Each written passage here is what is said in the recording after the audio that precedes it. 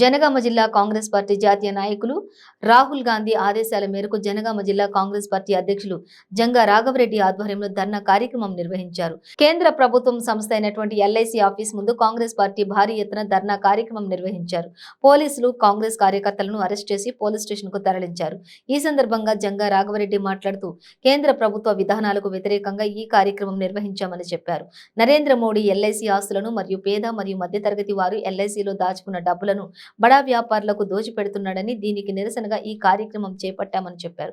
రాబోయే రోజుల్లో వచ్చేది కాంగ్రెస్ ప్రభుత్వమే అని, ప్రజల ఆస్తులు మరియు ప్రజల సొమ్మును కాపాడే బాధ్యత కాంగ్రెస్ ప్రభుత్వం తీసుకుంటుందని అన్నారు.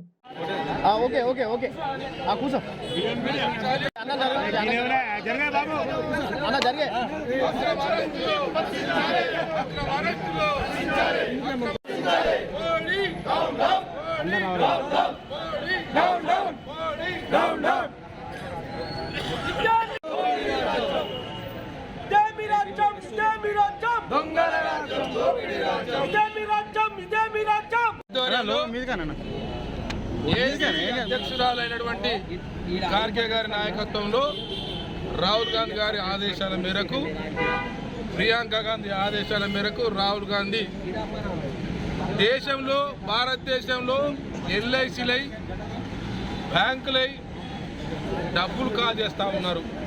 ఎల్ఐసి డబ్బులు, ప్రజల డబ్బులు, దాచుకున్న డబ్బులు పిల్లల పెళ్లిళ్లకు, పిల్లల చదువుల కోసం పొదుపు చేసుకుంటా ఉంటే 33,000 కోట్ల రూపాయలు ఎల్ఐసి డబ్బులను దగ్గర రిలేషన్ అయినటువంటి, దగ్గర ఫ్రెండ్ అయినటువంటి, స్నేహితుడైనటువంటి దానికి అప్పచెప్పి ఈరోజు ఎల్ఐసిని ముంచడం జరిగింది.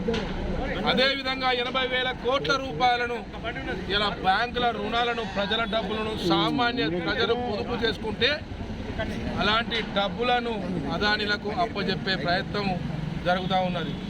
ఈరోజు భారతదేశాన్ని అదానీ, అంబానీలకు ఈ మోడీ ప్రభుత్వం అమ్మే దిశలో ప్రయత్నం చేస్తూ ఉన్నది. మీ అందరికి తెలిసిన విషయమే.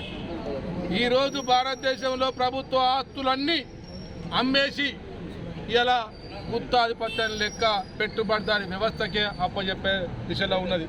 గతంలో కూడా మీ అందరికి తెలిసిన విషయమే, నల్ల